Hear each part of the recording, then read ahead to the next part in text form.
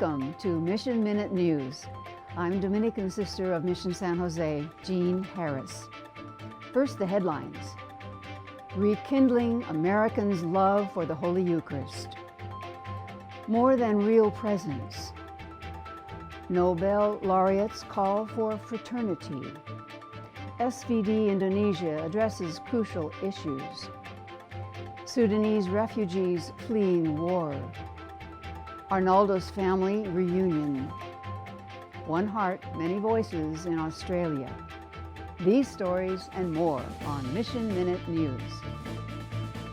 Rekindling Americans' love for the Holy Eucharist.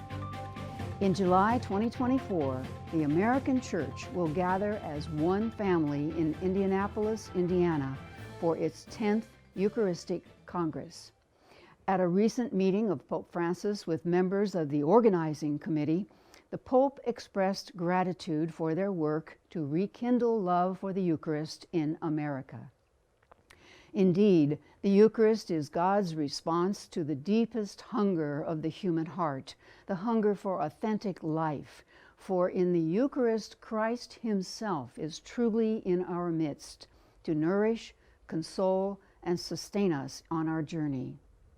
Sadly, nowadays, there are those among the Catholic faithful, the Pope lamented, who believe that the Eucharist is more a symbol than the reality of the Lord's presence and love. The Pope also decried that the proper sense of Eucharistic adoration is becoming more and more lost, urging the faithful to combat this trend. He asked that they bring the Eucharist's true meaning to the forefront. It is my hope that the Eucharistic Congress will inspire Catholics throughout the country to discover anew the sense of wonder and awe at the Lord's great gift of Himself. Further, that the faithful spend time with Him in the celebration of the Eucharist and in personal prayer and adoration before the Blessed Sacrament. The Pope also insisted on the need for fostering vocations to the priesthood, for as St. John Paul II said, there can be no Eucharist without the priesthood. In the Eucharist, the Pope said, we encounter the one who gave everything for us, who sacrificed Himself in order to give us life, who loved us to the end. We become credible witnesses to the joy and transforming beauty of the gospel only when we recognize that the love we celebrate in this sacrament cannot be kept to ourselves, but demands to be shared with all. The body of Christ impels us to a strong and committed love of neighbor, especially those suffering, in need, or weary, he said. More than real presence. According to a 2019 Pew survey, about 70% of Catholics have lost their faith in the real presence of Christ in Holy Eucharist. This news source wonders if those Catholics even know the total meaning of the Eucharistic celebration. The U.S. Church has called for a 3-year Eucharistic revival, but Jesuit Father Tom Rees, along with other Vatican II adherent clergy and laity, are more worried about what exactly the bishops and pastors will revive as to the meaning of the Eucharist. Is it for adoration, or is there more than real presence? We know that the early Church received communion at every Eucharist. But after the 4th century, waves of unworthiness prompted the practice of the priest alone receiving on behalf of the people. Also, with most of the verbal mass parts in Latin and a rood screen enclosing the clergy, unlettered people were literally excluded from the action. So, bell ringing was needed to signal the consecration and elevation, when people would then beat their breasts in humble reverence. Later, when the screen was removed, that moment and the bell ringing continued to be the climax of the liturgy. Time to adore God on high and murmur, "My Lord and my God," as though the liturgy of the Word and the Eucharistic prayer to the Godhead were much less significant. Next, the ban on receiving communion without confession further distanced people. Finally, the Aristotelian explanation of the consecration as transubstantiation only tickled the ears of educated people but baffled the minds of everyone else, with belief hanging in the balance.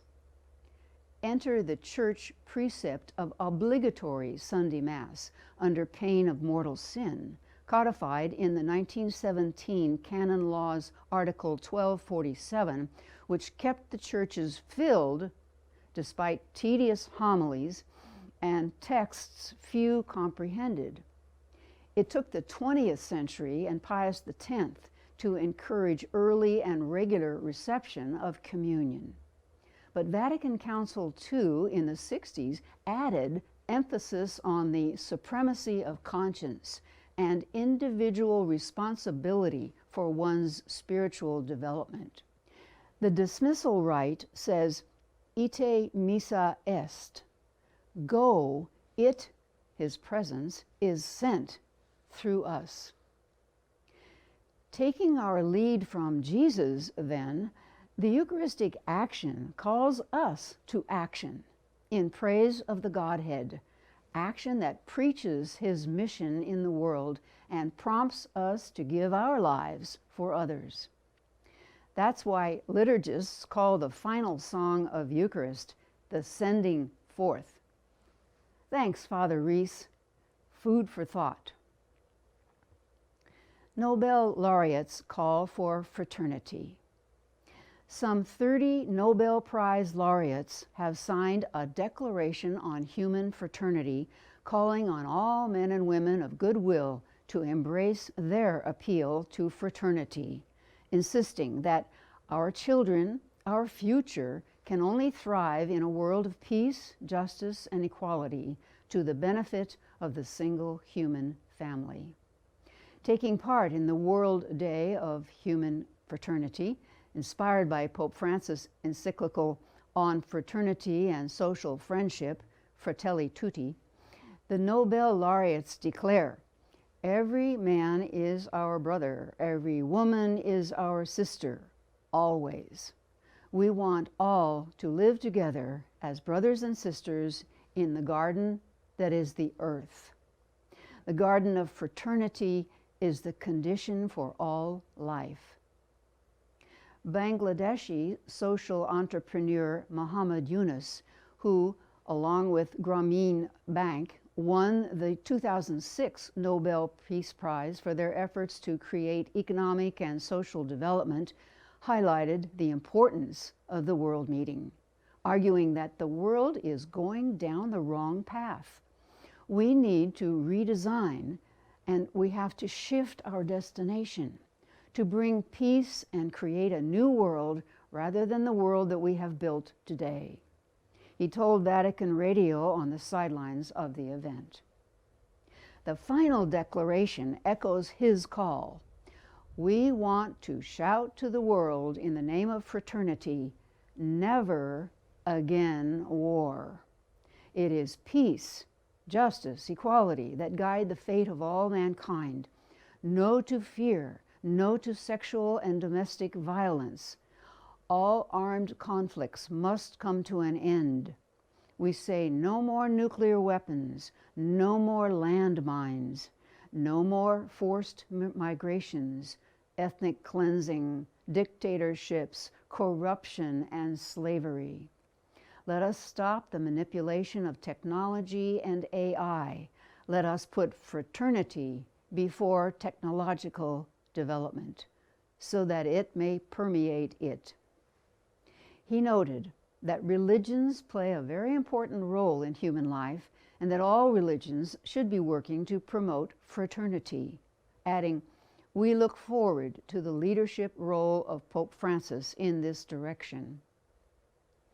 SVD Indonesia addresses crucial issues. Divine Word missionaries of the Indonesia Ende province hosted a seminar with the theme, Ecological Conversion in the Light of Laudato Si, in Danga. SVD Fathers Marcelinus van de Raring and Hubert Tenga welcomed 40 lay people and 2 other Divine Word priests to the meeting. The participants discussed the significance of Pope Francis' encyclical Laudato Si and its call to care for the earth as our common home. As they contemplated the encyclical, participants were invited to look at the earth's current condition, pollution, climate change, biodiversity loss, and global economic inequality. Laudato Si offers a concept of thinking and a balanced perspective to improve the world's current condition. The gathering ended with Eucharist and dinner. On another note, since the beginning of June, Fathers Xavier Alangaram and Agatheus from the Office of Mission Procure, Germany, have been visiting Indonesia's 15 relief projects spread across the islands of Java, Timor, and Flores. Most projects of the Styler Mission are located in Flores, including the Joint Project Volunteer Team for Humanity on Flores of the SVD and SSPS in Malmöre. The project focuses on young women and girls who have suffered from domestic violence, abuse, and human trafficking, giving them access to a variety of services including legal advice, spiritual care, schooling and training, as well as important political education. With the help of donors, the Styler Mission has already been able to fund an administration building and hopes to build safe accommodations for girls and women in other areas of Indonesia.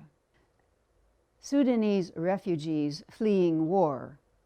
On April 15th this year, fighting erupted between the Sudanese Armed Forces, the SAF, led by General Abdel Fattah al-Burhan, who had led a coup d'etat against the interim government in October 2021, and the paramilitary units of the Rapid Support Force, the RSF, led by General Mohammed Hamdan Dagalo.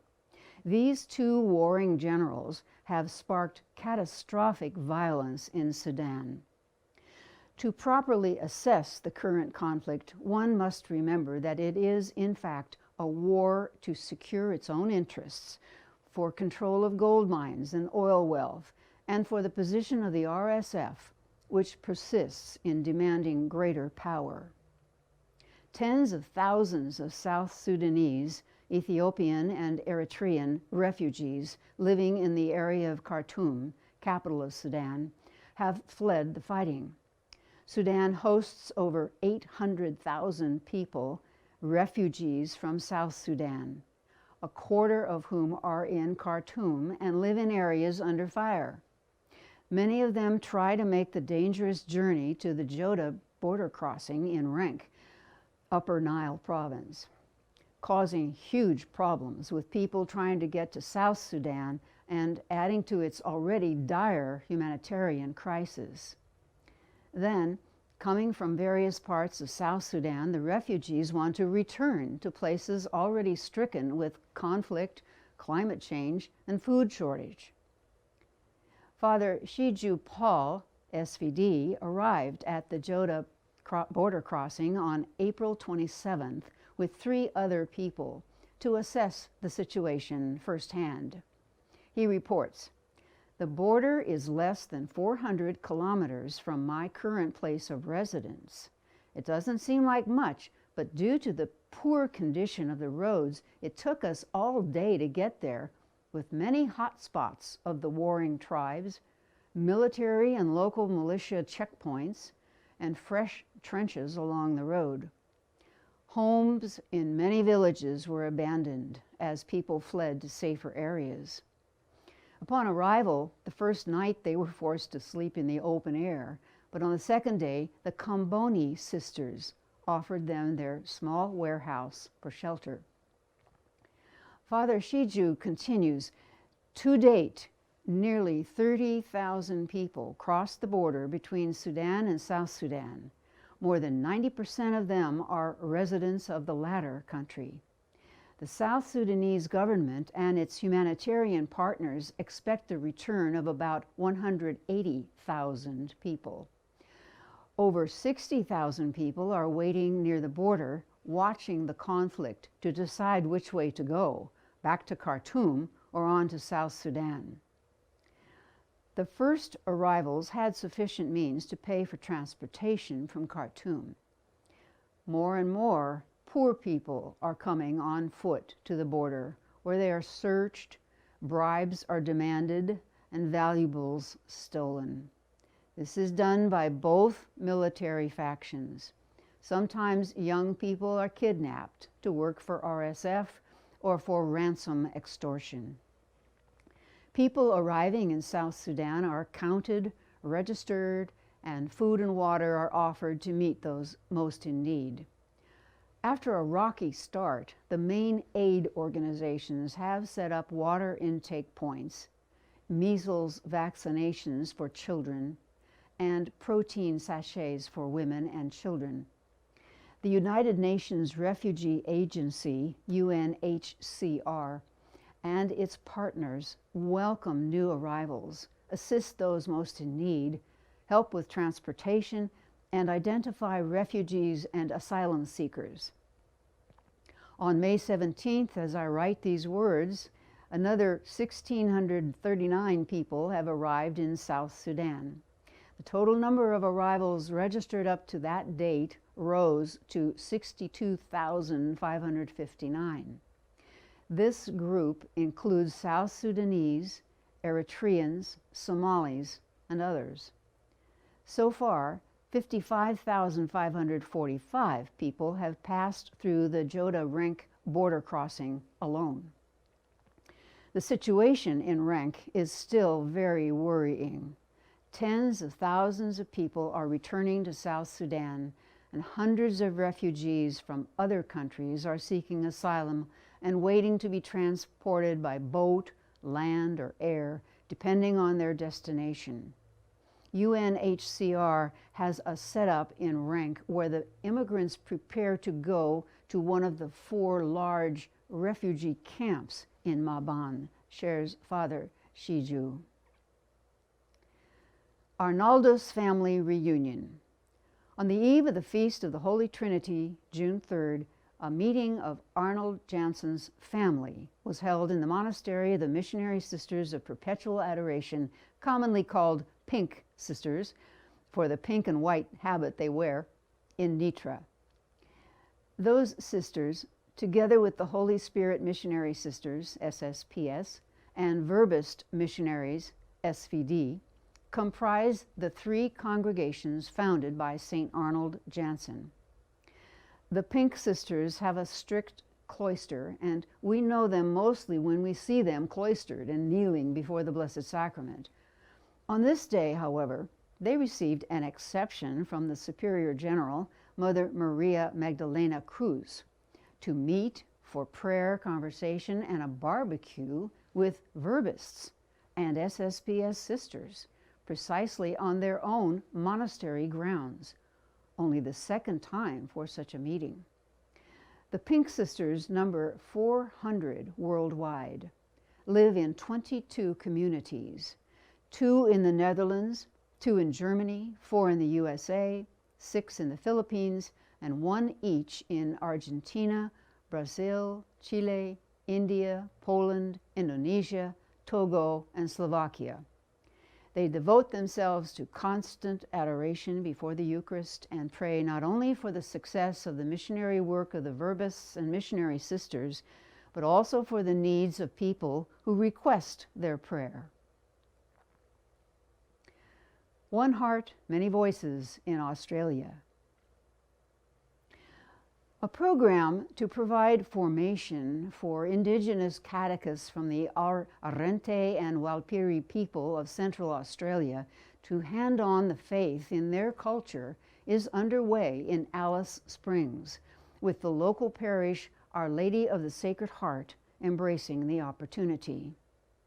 Speaking at the Mission One Heart, Many Voices conference in Sydney recently, parish priest Father Prakash Menezes, SVD, and two parishioners, Dolores Ferber and Paula Turner, explained through words and art how the program is unfolding. Father Prakash said the formation program is twofold, very strongly faith-based, but also allowing for culture to thrive. We jumped at the idea of being part of it, and then we talked to the elders who said, "Wow, fantastic. We need this," because Central Australia is a vast area. SVD communicators meet in Zakopane. The zonal meeting of SVD European Communication Coordinators took place in Zakopane, Poland recently. Coordinators attended from 7 provinces: Germany, Irish-British Province, Spain, Portugal, Slovakia, Europe Central Province, Poland, and 1 Ural region. Father Modeste Munimi, General Coordinator for Communications. Father Peter Kubik, responsible for the entire European zone, and Father Andrew Danilewicz, European Coordinator for Missionary Animation. First, we discussed our reports in groups, trying to evaluate what we could learn from one another. In the afternoon, Father Martin Stefanek, outgoing coordinator, Slovakia, shared his experience of the COVID-19 pandemic and how today he now implements web broadcasts on 4 different video sources. The last item of the day was Father Andrew's presentation entitled SVD Photo Data Bank and Practical Tips on How to Improve Photos. We discussed our SVD photo database and programs that use new AI technologies to correct the quality of the photos we have and will receive in future. In the evening, we learned more about Polish cuisine and enjoyed Highland architecture in Zakopane. Breaking barriers to education in Mozambique. Education can change lives, but for many in impoverished countries, access to education is but a distant dream. Divine Word missionaries are working to change that in Mozambique, where high school education is out of reach from students in remote villages. The missionaries have a project to construct a student residence and farm which will provide both a safe, sturdy shelter for up to 60 students and an education which gives them valuable tools to help them break the cycle of poverty for the rest of their lives. A human church. Mercedarian sister Shizu Philo Irota is a member of the newly formed Vatican Commission tasked with organizing the upcoming Synod meetings in Rome, October 2023 and October 2024, following nearly 2 years of listening sessions in dioceses around the world. The diocesan sessions culminated in a 45-page document, Enlarge the Space of Your Tent, that is a comprehensive and candid expression of the Catholic Church's relationship with the modern world, including a greater emphasis on nonviolence and peacemaking. The main focus, synodality itself, she said, is a radically inclusive call not to leave anybody behind. Bishops who will be there have a big responsibility to be conscious of the fact that they are not there just as bishops, but they're representing millions of people, Hirota said. They have to keep this attitude of listening, respecting, and remembering all of the time. The task force is currently hard at work overseeing the drafting of the Synod's working document, the Instrumentum Laboris, based on summaries from the continents that will help guide the month-long discussions in October, plus other dimensions of the Synod like the preparatory retreat, and even the arrangement of the seating, perhaps more circular, for over 300 participants. She said her priority over the coming months as one of the Synod's organizers is to ensure that the Synod is a prayerful, contemplative, reflective, and dialogical space. Satellite launches papal hopes into space.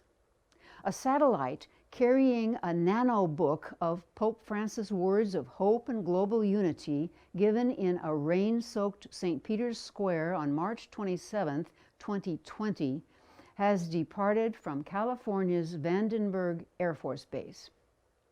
Once in orbit, the CubeSat, made by the Polytechnic University of Turin, Italy, will broadcast excerpts of the Pope's message, which can be picked up by radio enthusiasts around the world. Spei Satellis, Latin for Guardian of Hope, is the name of the space mission, promoted by the Vatican's Dicastery for Communication. The Italian Space Agency has coordinated the project, Italy's National Research Center made the nanobook, and the Department of Mechanical and Aerospace Engineering at Turin's Polytechnic University built the satellite. Students at Salesian University Institute of Venice created the logo for the initiative, while the Digital Apostolate of Turin handled the pastoral and cultural coordination of the mission. Buenos Aires also participated in the project. Pope Francis' message in space is a sign and image of tenderness and blessing for the world, explained Monsignor Lucio Adrian Ruiz, Secretary of the Dicastery for Communication and creator of the Spei Satellis project. Today, this project becomes a reality thanks to the many institutions and people who have chosen to unite and team up. The immensity of space always makes us dream, and today we all need to dream together again, with the hope that peace, so desired by humanity, will return to the world by engaging all of us as a first great fruit and sign of hope. All of us, brothers and sisters, fratelli tutti. The entire mission, according to the official website of Spei Satellis, is a strong, evocative, universal, engaging gesture that calls humanity to hope and the need for it to be cultivated with concrete material or spiritual gestures, such as the one performed by the Pope in that empty square.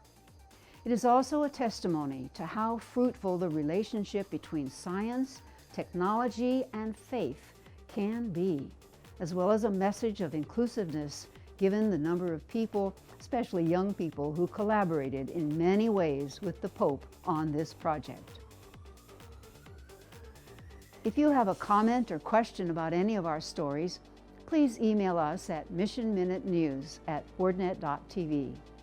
You can also post your comments below each video on YouTube. We promise to respond. Please subscribe to our YouTube channel and click on the bell icon. Share with others about the channel and the variety of programs you enjoy there. Please join us every Wednesday for our online Eucharist and Adoration and Benediction of the Blessed Sacrament, starting at 11 a.m. Pacific Time. You can always watch later if that's not a good time for you. Also, send us your prayer requests or intentions for Eucharist by contacting us by phone at 909-383-4333 or send an email to mail@wordnet.tv. This is Mission Minute News.